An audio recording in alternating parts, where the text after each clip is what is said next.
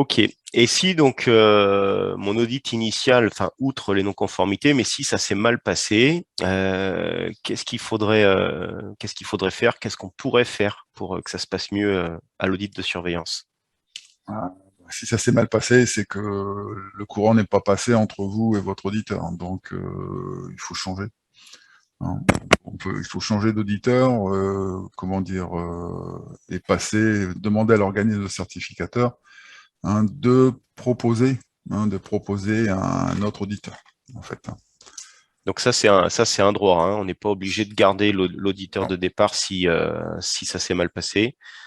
Et le certificateur doit proposer un deuxième auditeur. Oui, oui, oui, il est obligé. Non, il est obligé, D'accord. il peut pas rester comme ça, parce que si ça s'est mal passé, alors, ça veut dire qu'à un moment donné, on s'est pas compris, hein. Donc ça arrive, hein, ça arrive, hein, ça c'est pas, comment dire, c'est pas inhérent à l'organisme, c'est peut-être que l'organisme ou l'auditeur n'était pas dans un bon jour ce jour-là, ou alors il y avait peut-être un niveau d'exigence un peu trop élevé par rapport à l'attendu, hein, et on sait tous, hein, que discuter avec un auditeur, quelquefois, avec comme on n'a pas l'expérience, on n'ose pas trop, Hmm. hein.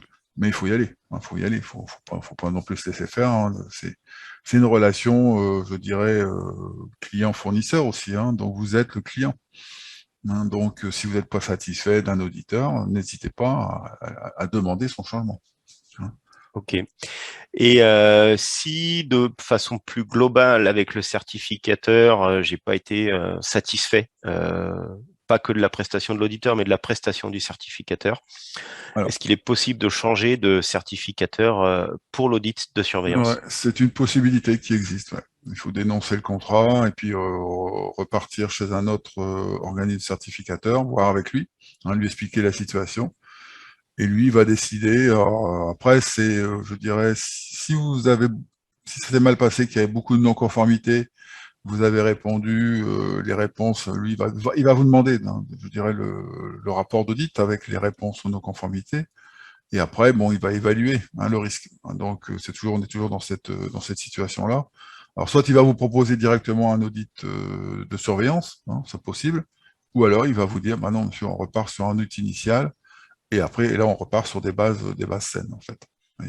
Donc, suivant mon rapport d'audit, si mon premier audit initial s'est très bien passé, j'ai pas eu d'écart, le nouveau certificateur le verra et pourra être en confiance pour dire, OK, on fait un audit de surveillance. Mais si Oui, mon premier audit s'est très mal passé, j'ai eu beaucoup d'écarts avec des majeurs, le nouveau certificateur va peut-être dire, non, non, bah, on recommence du départ avec un audit initial. oui, parce que il faudra du temps, hein, parce on est toujours sur la même, comment dire, la même thématique, hein.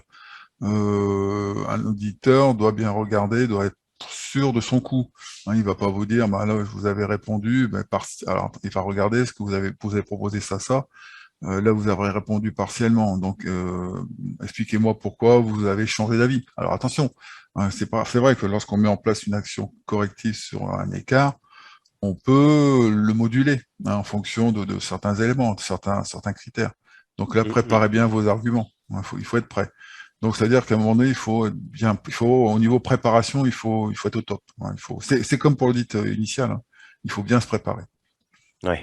Oui, tout à fait. La préparation reste la clé.